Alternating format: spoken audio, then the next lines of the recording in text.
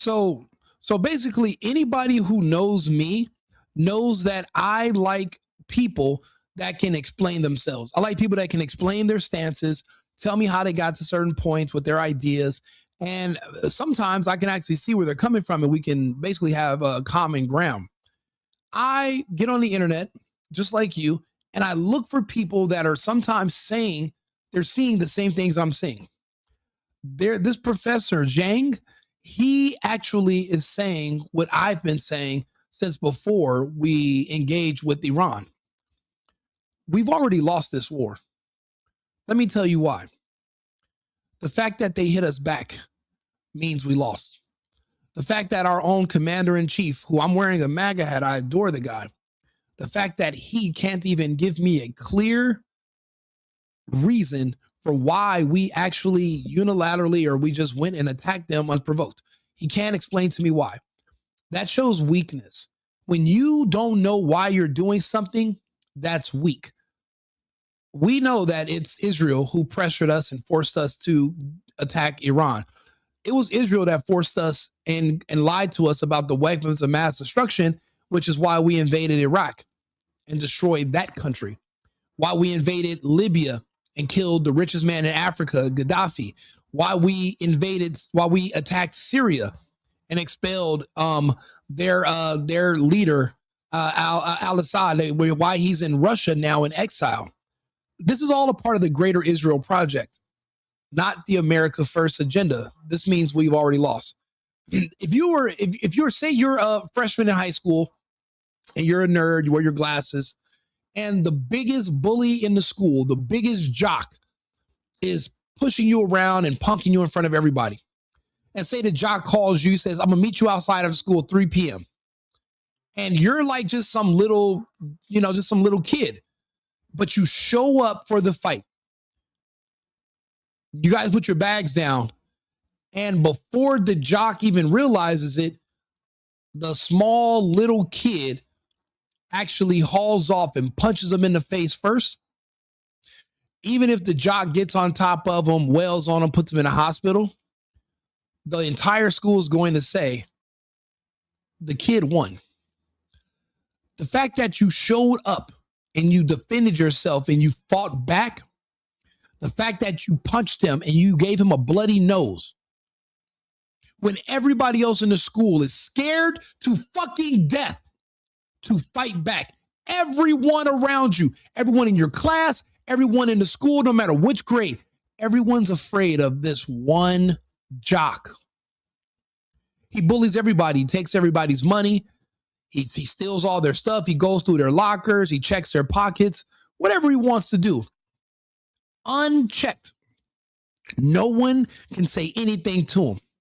But then all of a sudden, someone decides to stand up for themselves and they fight back and they punch. You won the fight. Yeah, you got beat up, blah, blah, blah, but you fought back. Bravery is what counts. You won. This fight with Iran, we've already lost. I'm watching all the footage that I can't even share here. I actually shared footage yesterday on TikTok. They literally threatened to basically ban my account. I have thousands of followers, hundreds of thousands of likes, and all I did was share a video of the buses on fire in Tel Aviv. Now, there's like 100 other accounts that shared that same video. Magically, they have an issue with me sharing it, but whatever. The truth is the truth. The information is going to come out. We are losing this war. The interceptor missiles that it's going to take to fuel the Iron Dome and the missile defense batteries, they're depleted. Now they're going to start doing direct hits. Iran's not going to stop until Trump does what Obama did, which is send pallets full of billions of dollars behind the scenes and behind the backs of Americans. Trump's going to have to bribe the Iranians to stop, because you're going to have the entire GCC, the Gulf Coast community. You're going to have the entire Gulf Coast region is going to now turn on the United States, and they're going to pressure us to find a ceasefire with Iran. because Iran is only a couple of days away from being from no more there's no more missile defense batteries to protect the oil fields. See, that's the global economy. That's the American petrodollar. They've already had direct hits and destroyed the largest oil refinery in the world in Saudi Arabia. They're going to hit all of them. They're already currently attacking 15 different countries. The next step is not only going after the oil fields, but they're going to go after the desalination plants. What is a desalination plant, Rico? I'll tell you. Some of you guys don't understand that the Gulf Coast is a desert. There's no fresh water reserves like we have in America. We have mountains, we have lakes. They don't have that in the middle of the desert. So, but they have these massive cities.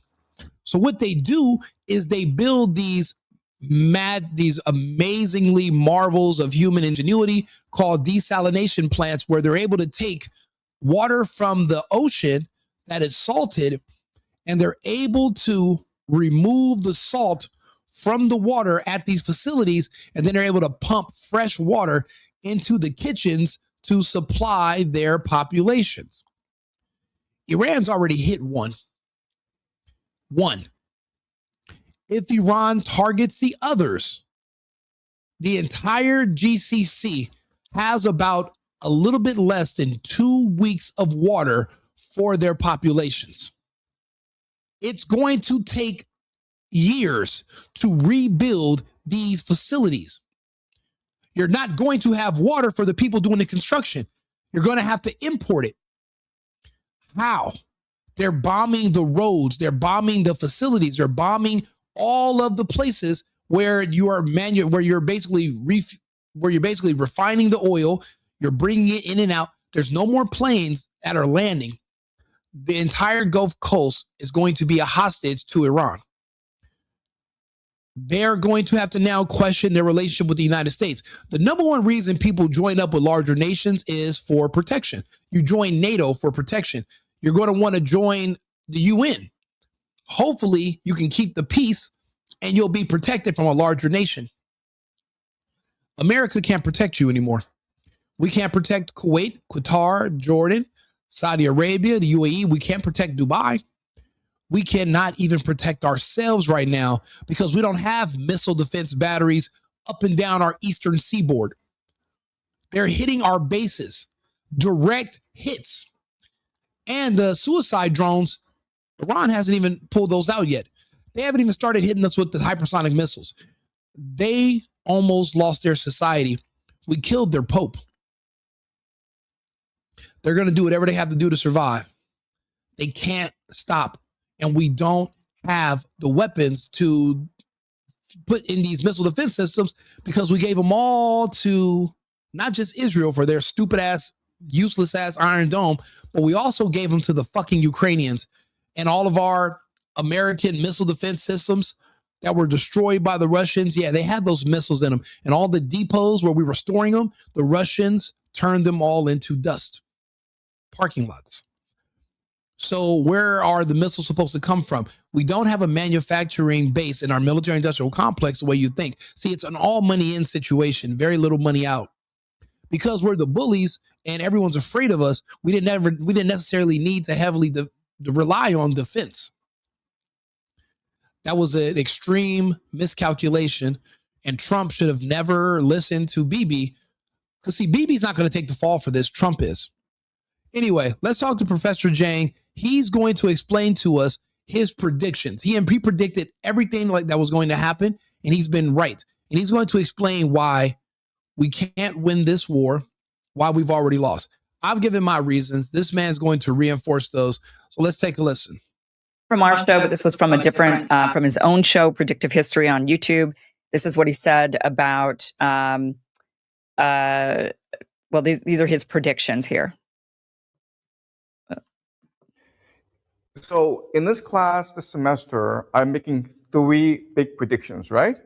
First is that Trump will win in November.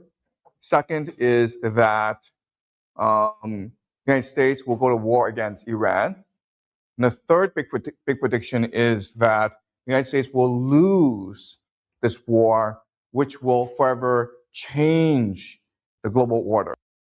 Okay. So far, 2 out of 3 of those predictions that he gave, obviously before Trump was even elected, they came true. So Trump was elected, and now here we are at war with Iran. And he even said on our show that the United States would invade Iran, and I believe he said that it would be before April. But let's go ahead and watch what he said when he was on this show about the U.S. invading Iran. This is the new normal. 2027 will be even worse, because that's when I think that the United States will actually launch invasion of Iran. So 2026 will be a great conflict between China and America as they try to reconcile the differences. And once they reconcile the differences, this will open up Iran for invasion. Because the great fear is that if the United States invades Iran at this point, Russia and China will support Iran. And there's a great possibility that the United States will lose this war. There's no way that Russia will abandon Iran, but China can be negotiated away from Iran. And that's Trump's game plan before he launches a full-scale invasion of Iran. Look, it's already been settled. There's already an agreement that the United States will go and invade Iran, because if the United States wants to maintain its imperial hegemony, it needs to control trade access. It needs to control Iran. Because once it controls Iran, then China is blockaded. The Belt and Road Initiative is dead. And now the entire Russian southern flank, okay, the southern bottom of Russia is open up, and Russia could be outflanked. So Iran is crucial to the maintenance of American hegemony. The question now is, when will this happen, and how will this happen? So I think it will happen next year, not this year. And Trump needs to create this grand bargain with China before he moves ahead. Okay. So I do want to say something, because obviously we did invade. Well, we haven't invaded. So I think this is important to remember when you say, well, he said it would happen next year. And look, we're at war with Iran this year. He's specifically talking about invasion. And he actually does an entire show on this on his Predictive History channel. And he talks about the U.S. invading Iran with ground troops. And he says this happens, he believes, in March or February, March or April of 2027, he says. So I think that could be accurate if the war continues on for a year and there's no real, Trump has even said today that he'd be willing to send in troops. And if there isn't any real gains going on, and if we're kind of in this stalemate of this sort of air and naval war, then it is very possible that ground troops get sent in. And it's also possible that the timeline is just sped up. I mean, that's also possible that we didn't even have to wait a year because Trump decided he wanted to do it before the midterms or something. Iran will also be a major flashpoint in 2026 because right now these protests in Iran, and we know exactly what's going to happen because we see. Oh, maybe when did I have him on the show? Maybe he is saying that, no, I had him on in January. So maybe when he says next year, do you think he means next year? Before in Libya and Syria, what's going to happen is that Mossad is going to create these insurgent groups in Iran on the borderlands. They'll be protected by airstrikes and be financed by the CIA. You have these Mossad agents leading these groups, and you'll have slowly an economic blockade of Iran. You have sabotage, infiltration in Iran. You're going to hear a lot about Iran because the Americans, the Israelis, they'll try to create this narrative that any day now, the mullahs will flee to Moscow. Any day now, the regime will collapse. Any day now, the military will launch a coup d'etat against Iran. Any day now, these Iranian people will rise up and overthrow the regime. And look, the reality is that Iran is under tremendous pressure. And so you'll have this infiltration, you'll have these insurgent groups, you'll have warfare going on in Iran. So you'll hear a lot about Iran in 2026. Well, you may have seen the conversations happening online lately. Censorship is back and it's happening everywhere. Platforms are controlling narratives and pushing the stuff they want us to see. We need to fight back. Rumble is the only company that has stood to support your favorite. Today, we talked about the Kurds. I mean, that is something that has been discussed as, activating the Kurdish population and getting them to fight. So that could be the next phase. I mean, we start off with the aerial, maybe we go into naval, And then there could be these other groups that they try to fight, but then ultimately U.S. troops get sent in, which is what Professor Jiang ultimately predicts. Now let's talk about what is the point of all of. Let me go ahead and add this in there. I heard that, and Trump's talking about that. That's a piss poor idea. For one thing, hoping that the people, the Kurdish people who are in prison in Iraq, that you can send them into Iran to fight on behalf of the people that have kept them in prison, even though it's Iran that's fighting on behalf of the entire Muslim world, is a failed strategy. That's what you would call a Hail Mary. And there's too many variables in that equation where something can go wrong. You don't want to arm the people who are your enemies. That's what happened with the Taliban. That's what happened with ISIS in the first place. That is a horrible strategy. That is a desperate move. That means that we never thought this out long enough. And the reason we didn't think this out is because this was not our idea. This was Israel's idea. America's just their point and click attack dog. Point and click at the country. America will attack on behalf of Israel. Why? Because we want access to their looking glass technology. That's their intel. That's the only benefit we have working with Israel. What is looking glass technology? Epstein works for Israel. He used the scientists from the Manhattan Project back in the 90s. They spent 15 years looking to develop technology that could help them predict the stock market using high energy physics and mathematics. But they ended up being able to look and see other things besides the stock market. He works for Israel. Israel has the technology. Washington has access to it after Israel. That's the only benefit we have. It keeps us in the front. But apparently Israel must have been feeding us bad headlines, because how did we not know Iran was going to crush our defenses, our allies, our bases? How did we not know this? We essentially bit off more than we can chew. This whole Kurdish thing means that we are scrambling to figure this out, and Israel's not telling us what to do next, because maybe they don't know, or maybe they want to see us lose. Israel, like I keep telling you, is not our ally. Israel's our worst enemy. But let's get back to Professor Jiang. This, and he says this leads into Pax Judeaica, that ultimately the United States loses the war. The United States, one of the videos that I watched of his, which again, I just really cannot recommend his channel enough.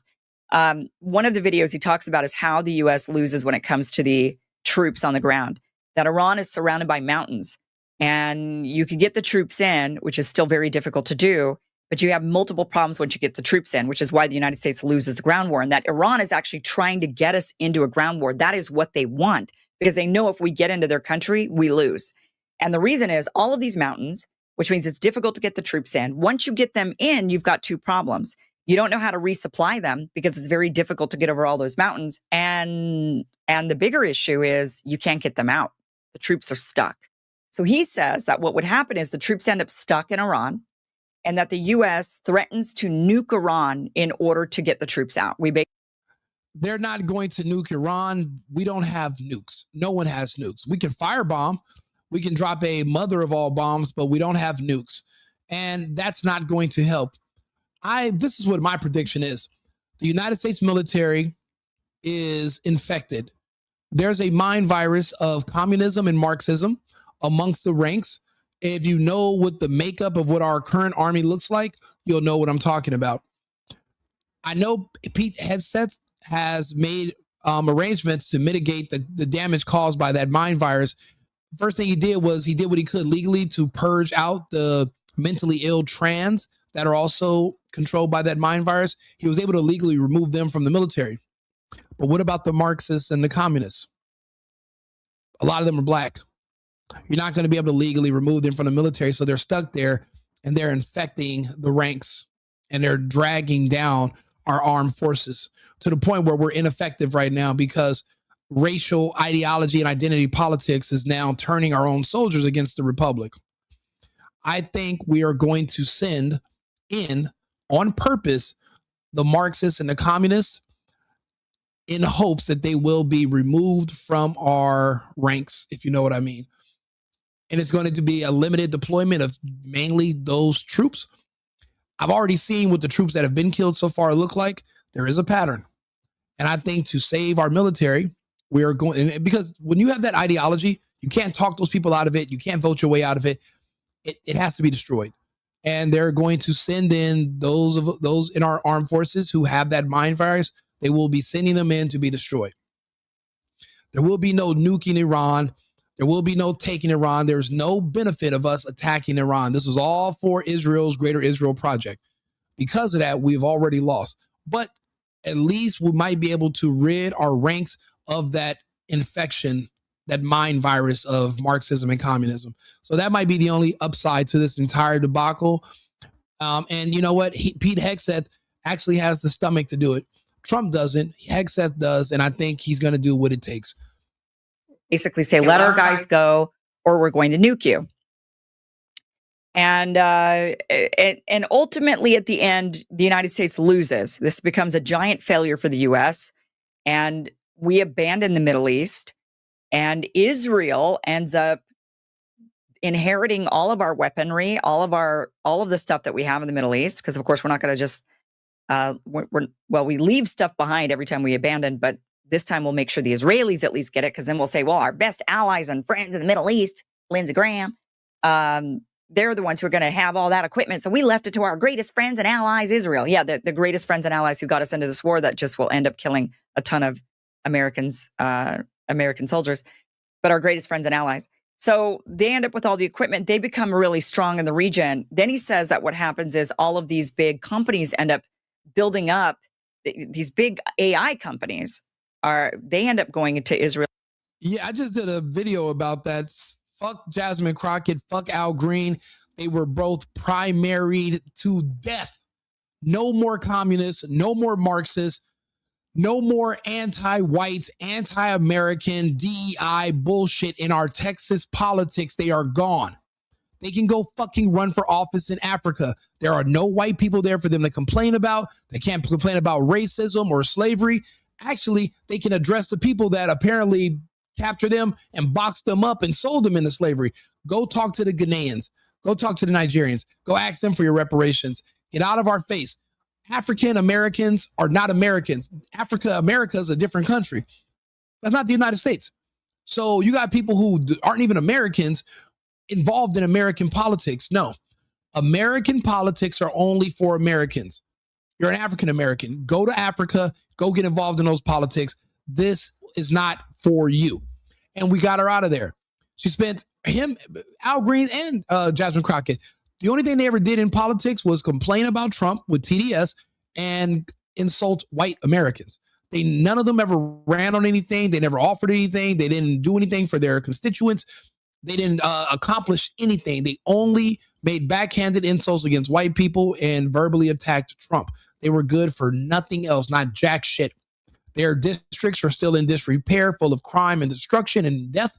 And if you look at all the jurisdictions around the country that are ran by their people, it's the same results repeating. That's why they should not be in office at all anyway. American politics, American elections should only be for Americans, not with all these synonyms in front of their names, but Americans only. So yeah, I just did a video about that. I'm gonna do another one in a couple of hours. And that piece of shit pirate Crenshaw, he's out of there too. So for Texas politics, today was an amazing day. And Texas is it's the largest state in the republic that's still American, because you have Florida, you have South Dakota, you have Tennessee. The rest of the republic is folded to the left into, the World Economic Forum globalists. Texas is still America, and we saved America today. So I want to talk about that some more, but we're going to be on this topic for another 20 minutes or so. Then we'll go back to that. To build up in Israel because they have fewer rules and regulations there, and ends up creating Pax Judeaica, and Israel runs the world. No, we're not taking any of the refugees this time. The refugees are going to have to go to Saudi Arabia.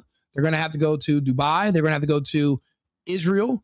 They're going to have to go to London. They're going to have to go to France. We Americans are not going to take in an influx, again, of people from countries that hate us. We're not taking in a bunch of people from the Middle East. We're not taking in a bunch of refugees from anywhere. The borders are closed. Unless you're coming from South Africa, the Boers, who are begging to become Americans, they love America, they want to be Americans, The rest of these people in the world, they just want to use us, get on our welfare system. They hate the country. They hate what we stand for. We're not allowing them in here. And we have Trump in the office, and he's going to do what it takes. We're not going to let people shame us or manipulate us into doing that. That was in our, we have 40 years of case study. We found out importing refugees was a failed idea. The children of the refugees resent us, and we're not doing that anymore. We learned the hard way. We're not making that mistake again. I hope he's wrong on that, but that is what he says. Let's just go ahead and have him explain Pax Judeaica. This was when he was on the show back in January. Okay, let's talk about Pax. No, most Republicans don't support assisting Israel. You're thinking about Ben Shapiro. He's Israel first. There are certain people within the Republican Party, but they're only the politicians. They're the ones who support Israel. As far as the conservatives, MAGA Americans, we don't. And that's why we're primarying those people who want to support Israel. That's why Crenshaw is gone. We're going to purge the rest of them. Anybody with dual citizenship, anybody who's Israel and America, everybody who's Israel, get the fuck out. We don't want them anymore in our politics. American politics and American resources are for America and Americans only. And we are going to systematically remove those people. Tucker Carlson got it right. He's on the right path. We're going to follow that strategy. Pax Judeaica. So you say right now we're in a Pax Americana, a Pax America or Pax Americana? What's the right term? Yeah, Pax Americana. Pax Americana. Okay. Americana, yes. And we're moving toward a Pax Judeaica, which is what exactly? Okay.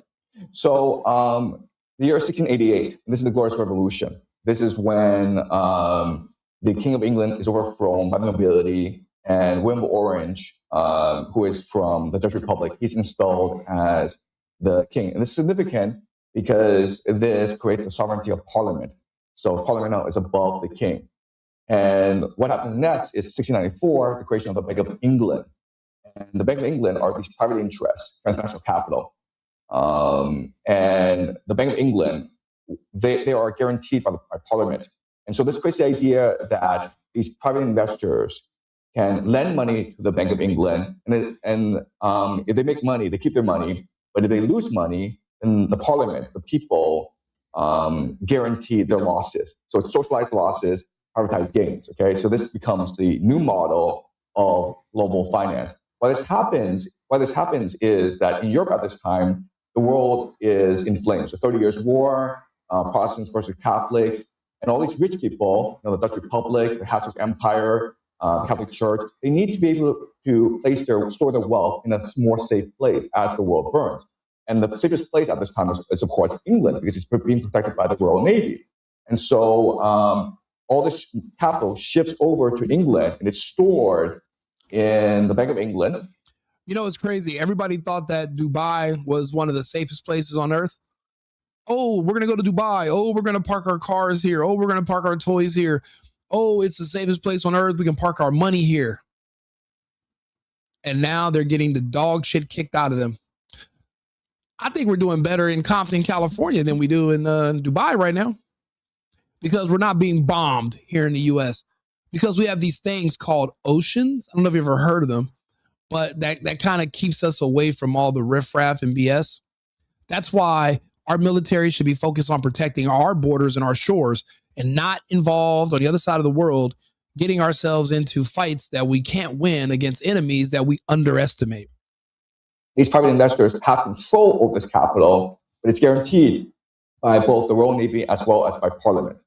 And this allows for the creation of the British Empire. And it's a fantastic model because, you fast forward 100 years and you have the rise of Napoleon. Napoleon is this great conqueror, he conquers all of Europe. But Britain, with the Bank of England, they're able to find 7 wars against Napoleon until Napoleon is finally defeated, and then England becomes the most dominant nation in the world. Okay, so this creates Pax Britannica, and then after World War I, World War II, this creates Pax Americana. Why? Because if capital is able to move to England, it's also able to move to America, right? And then you have the creation of a Federal Reserve. But now that America is burning, where do you go now? Well, you go to Israel. Why? Because first of all, Israel has nuclear weapons. So Israel will be safe. Second of all, the Middle East has been destroyed. right? Israel has no competitors. Iraq, Libya, Syria, they've all been burned to the ground. Iran is the last on the list. And so once you burn Iran to the ground, then Israel has complete dominance over the Middle East, and it can just rebuild the Middle East in a new image. And this new image will be one of AI surveillance. So ideas that you have, right, AI, digital currency, digital ID, you're going to face a lot of stiff resistance in America because Americans like their freedom. But hey, the Middle East has been destroyed. You can now replace your populations with Filipinos, with Chinese, with Indians, and then you can insert microchips into the bloodstreams. And now you have this perfect, surveillance state where he's even telling you the truth. They are injecting people with technology where they can surveil you based on what they're putting into your bloodstream. They don't even need you to look into stuff and do the biometrics. They can inject this technology to surveil you into your bloodstream. They have devices that you can swallow, and they're telling you it's going to track your health, but it's really tracking you. They already know that it's not going to work here in the US. So what they're going to do is they're going to rebuild the Middle East, and they're going to start doing it there because we like our freedoms here too much.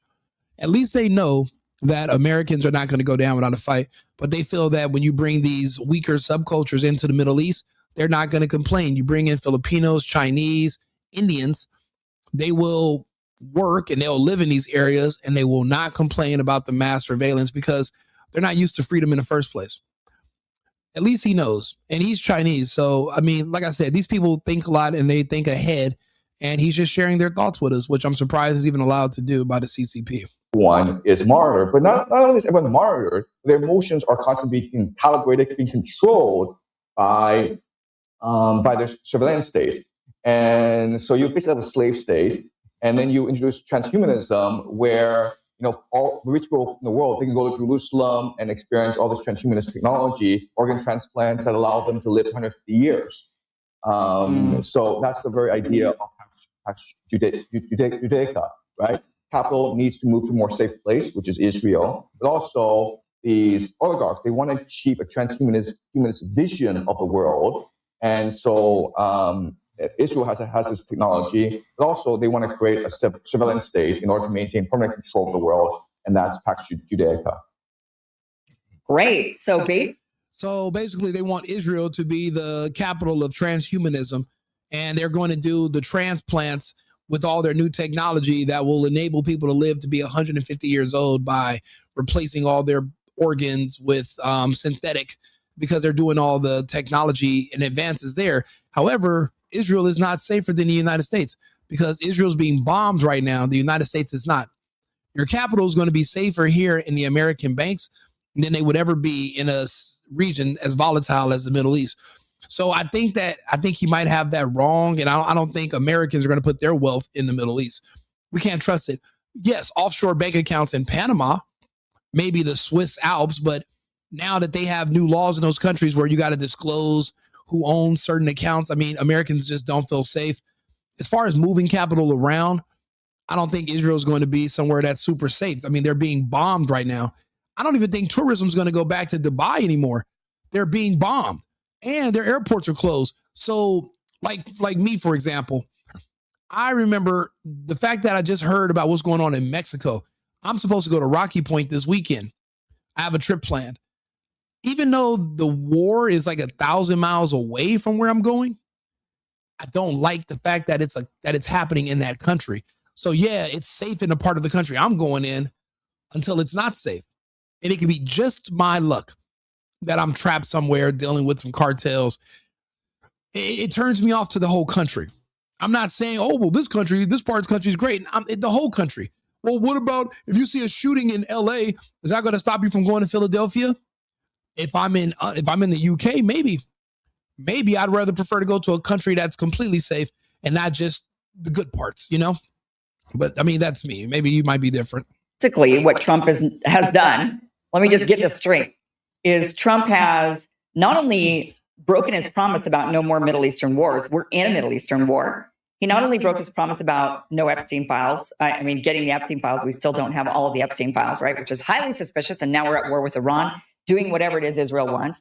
But now on top of it, the other thing that people voted for Trump for was to ensure that we didn't end up with that new world order. You will own everything, you will own nothing, and you will be happy. The surveillance state, the big brothers, the cashless society. Everybody thought Trump would be stopping all of that to ensure, stopping the Klaus Schwab World Economic Forum model for the world, the social credit scores, all of these things. And instead, Trump has now accelerated that because it will be controlled by the Israelis, as they're the ones who've developed all the AI. They're the ones who've developed all the surveillance, and they're going to instead control and develop. And all of these countries around the world will pick it up and adopt it. Europe will take it. China will, they're already taking it. Countries around the world will ensure that people are monitored, surveilled, censored, silenced, controlled. And Trump, by ushering us into this Iran war, has just expedited that. Isn't that lovely? Isn't that lovely? I want to play this video clip. This one's not from my show, but he talks again about how Pax Judeaica is created. When you have Israel fighting wars everywhere, okay? The main enemy right now is Iran. In Europe, you have the Europeans about to go to war with Russia in Ukraine. America right now is threatening to attack Venezuela, okay? South America. You have 10% of the US Navy in the Caribbean, and they're about to attack Venezuela. You have China and Japan at conflict. You have India here, and you have Africa. Okay? So what's going to happen in the short term? Okay, well, what we know is that Europe is planning to go to war with Russia. Okay. Europe is about to go to war with Russia, okay? At the same time, you have a lot of immigrants in Europe. And this is going to create civil wars in Europe. Okay, civil war. So you have both war with Russia as well as civil war. So Europe is kind of screwed, okay? America has the same situation where the left-right divide is so polarized that eventually they'll go to war. If you read the news, you may have heard about the shootings at Brown University, as well as this MIT physicist who was shot, okay? So random violence will be more and more common in the United States. And you can argue that it's all deliberate because the idea is this. Let's just say you have a jar. You put red ants in the jar and black ants in a jar. They get along fine. But you take the jar and you just shake it up, and now they're at war with each other, okay? That's what's happening where the left and right, they really don't like each other. They don't talk to each other, and they refuse to engage in debate with each other. But they're not going to fight each other unless there's violence, in which case their tribal mentality takes over and they start killing each other, okay? So we're going to expect civil war in the United States. Then you're going to have the Americans start to attack Venezuela and possibly other countries in South America. So America is in for a bad time, okay? China, yeah, I mean, Japan and China and India, they're all going to have conflicts with each other. But also what we should expect is that America starts to embargo China, meaning America uses its sea power to block China from accessing resources from overseas. And China imports most of its oil and a lot of its food. So if there's a blockade of China, you can expect the Chinese economy to really suffer, okay? All right. And then what we can expect to happen is America at some point will go to war with Iran. And this will destroy both countries, okay? Iran will not lose this war, but it won't win this war either because America is just going to bomb the crap out of Iran. It's just going to send Iran back decades. But America will lose this war, but this is important because if America loses this war, it's forced out of the Middle East. And once it's forced out of the Middle East, all its military assets goes to Israel, which creates the Pax Judeaica. Yeah, does that make sense, guys? That's the plan. Okay, now you have Pax Judeaica. And what Pax Judeaica will do is start to control the world. Because through chaos and conflict, Pax Judeaica can make a lot of money, right? Because Pax Judeaica, what's going to happen is that you have these technology companies like Google, they're going to move over to Pax Judeaica and build a global surveillance state. You have civil wars, you need AI to control people. Yeah, but wouldn't Iran blow up those locations? I mean, obviously, Israel is not as protected or as safe as anybody thought. Now, again, this is a video. He made these predictions before Trump won. Trump won in 2024. So this has to be filmed in maybe, I would say, the summer of 2024, maybe September at the latest. So I think his information is a little bit outdated. Yes, he did say the United States would lose versus Iran, but his prediction that Israel will ascend, I think that's the only thing he's gotten wrong so far. Also, he's underestimating this whole conflict between China, Japan, and India, mainly because he's in China and his speech is controlled. If you're going to war with Russia, you need weapons, okay? But you also need financing as well. So you can expect a lot of banks to move to Israel, and it's possible Israel becomes now the global reserve currency because everyone is trading with Israel. So that's how he says we end up with Pax Judeaica, that all of this is essentially going to be the demise of the United States. And there are people, not going to lie, I've been seeing a lot of people talking online about how they think that's the end goal for Israel, that Israel is ready, wanting to overpower and overtake the United States as the top dog. Yeah, they want to. They have the aspirations. They always have. I mean, what do you think 9/11 was over? Why do you think they did that to Kirk? Why do you think Israel sees the United States as their dog, their attack dog? They hate Christians, but we have weapons, we have size, and we have a military, and we want access to their looking glass technology. That's one of the only things I was able to pull out of the Epstein files that I can make heads or tail about was his genetic algorithms. That's looking glass technology. That's what that means when you translate it. So yeah, they want that. They have aspirations for that, but it's not going to happen. Basically, the little brother has grown tall, and the little brother wants to be able to basically beat up on the big brother.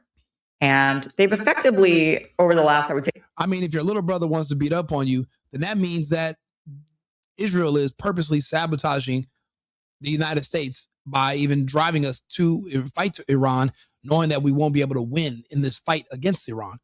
So this is Israel sabotaging us while pretending to be our friend, like they always have. 20 years been able to do that. It used to be very obvious that the United States was a big brother, Israel was a little brother. But now growth spurts happen, and they grew, and now they're bigger than us. They are controlling us. They've figured out how to manipulate us. I wouldn't say they're bigger than us yet, but they certainly do know how. Like, we're the older brother, but we're also the dumb one. So they figured out how to manipulate us in order to get us to do what they want. But they're ready to grow big and strong and just be the bigger brother. Yeah, New York's going to look, Tehran is going to look way better than New York City is pretty soon. Again, Mandami is there to destroy New York, not to build it up. Mandami is not an American. He just lives in America. He's not a Giuliani. He's not an American. All this acceptance of other cultures and open society and listening to black people when they tell you to let everybody else become in charge of your systems that your family's built, that's a failed situation. They want to destroy this place. By the time Mandami is finished with New York, it will not be Tehran. It will be Libya. It is already going to be Escape from New York. I'm just waiting on Snake Dresden to show up. That place is going to hell. And they voted for it, so let it go. The problem I'm going to have is when all the New Yorkers who voted for Mandami bail the fuck out. Why? You got what you wanted. You wanted him to be your leader. Why are you leaving your leader to go to DeSantis or to come see Abbott when you said you hated those guys? That's my only issue. I think that there should be a ban where certain states that you have to apply. That's the only thing about being in America. It's 50 different countries, but there's no restrictions on travel. You don't need a passport, and you can kind of just go where you want. You don't want the Californians. You don't want the Mandami voters to come to your state. You don't want that, because that's going to create problems and conflict. Let them soak. Let them fall on their own sword and let them stay there. We can't just keep rescuing them by letting them shuffle around and bring their problems with them. That's my main issue with the whole situation with Mandami. The damage he's doing, I'm fine with you destroying New York. The issue is the refugees from New York are going to come to the states where I live and destroy my society, and that's a problem. Physically, even though they're the younger brother, they want to be the bigger physical brother.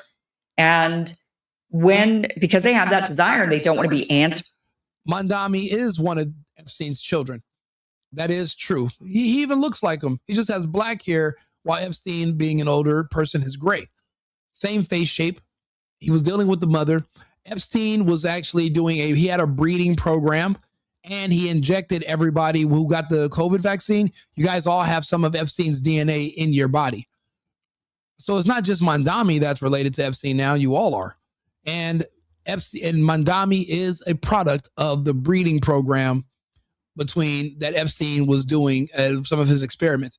Epstein was not just a philanthropist. He wasn't just a financier. He was one of the greatest scientific minds of the past 200 years. He's even more than that. The reason they distract you with all the child sex stuff is because they never want you to look into what was his research. What was the educational background of Maxwell and Epstein? What were their studies? They weren't just pimps and hoes driving around with a Cadillac and trafficking women. That's not what they were doing. They were doing science, actual science. They were making breakthroughs. They were geniuses. How do you think they came up with the looking glass technology? How was Epstein in 1993 able to recruit 1,000 scientists that were working on the Manhattan Project at Los Alamos and bring them to Santa Fe, to the Zorro Ranch? What were they working on? They were using high energy physics and mathematics. What were they doing? And you're so worried about the child sex bullshit that they're distracting you with and exaggerating that you're not even caring about the science behind his work. That's what they're covering up, not sex crimes. They're covering up the science. They're covering up the advancements that were made that you're not supposed to know about. I know about them because I can read between lines. You don't know about them because you're surface level and you're obsessed with all the weird sex stuff. And a lot of that shit's exaggerated. What you should be worried about is the science and what type of humans these people are and what they could do. Because they could do a lot more than just me and you. So that's the issue. Or beholden or waiting for the United States to help them out. They want to be the ones controlling everything. They want. Oh, and by the way, do me a favor, subscribe to the channel, like the video. It pushes me into the algorithm. If you guys subscribe to my channel, because there's a lot of people who are watching that are not subscribed. I'm on 8 different platforms. I'd appreciate if you guys could come over to the YouTube channel, Rico Limbaugh. Subscribe to the YouTube, get the alerts. I do these videos all day, every day. I talk about all the different topics, but I will do it. It looks good for my algorithm. It looks good for the analytics. Please come over. That way you can be up to date when I do new posts and I bring up new topics. I bring up different guests. I love to hear the input from you guys in the chat. So join the community. We're on the way to 10,000, 20, 50,000 subscribers. So please, if you guys wouldn't mind tuning in to my pages, I appreciate the support and I'll try to do what I can to impress you. To bypass the United States entirely. And now, so people are thinking that marching us into this war with Iran wasn't just about Iran. It wasn't just about hobbling and taking Iran down, but it was also about taking the United States down, about lowering our place on the world stage, replacing us with them. And that is something to really, truly think about. I have to say, I hope that Professor Jiang is wrong. I hope that none of this pans out, that his predictive history, maybe this time history won't repeat itself, that this time we will create a new history that other nations in the future could look back at and use their own predictive game theory models on. Because it is dismal to think that this is where we're headed, that our leaders were so stupid all of these years after World War II, marching us into conflict after conflict after conflict. And the only way one good thing we can do is this. Iran is specifically looking for and targeting Netanyahu. Now they're saying he's already fled the country. They're saying Bibi is in Cyprus. Some are saying he's in Germany, which is ironic because Netanyahu's not his actual last name, and he's actually from Europe. Him and his family are European. They're not of Palestinian descent. They're not from that region of the world. They're Jewish, and they're not even. They're actually atheists, so they don't believe in the religious. So they're just occupiers. They've literally moved in and they're just there. They just took it. So if Iran is successful with hunting down Bibi, then that could throw all of this off the table. His predictions be wrong, and humanity will stand a fighting chance in the future. We just have to hope that Iran can find out where Bibi is and handle it.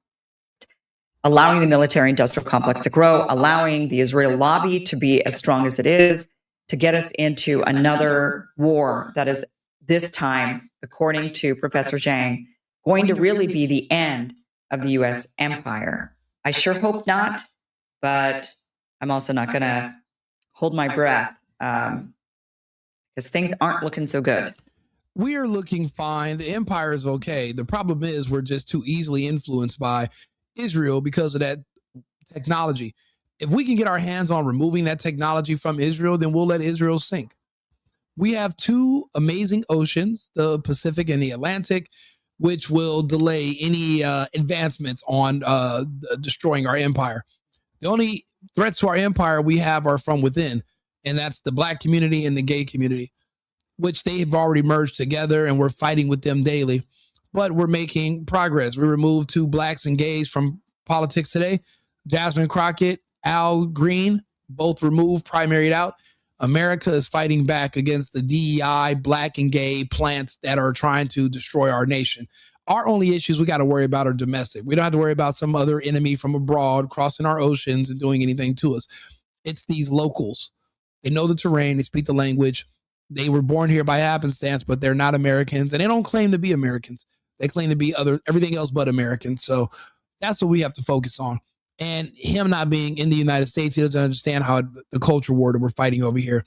The Civil War is the culture war. And we had a victory this morning, and we're going to do a victory lap. We're going to celebrate. Fuck Jasmine Crockett and fuck Al Sharpton. Do me a favor. Like the channel, subscribe to the page.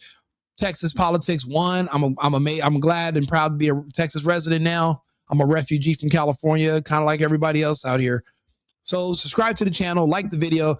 I'll be back on with another topic in about 20 minutes. Remember, it's America first and America only.